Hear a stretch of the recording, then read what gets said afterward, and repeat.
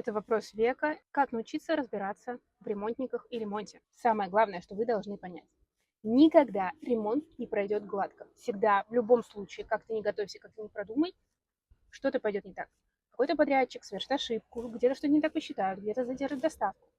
Но главное, при хороших подрядчиках, при хороших союзниках ваш ремонт будет завершен и сделан максимально под вас и максимально для вас комфортным за минимально возможные деньги.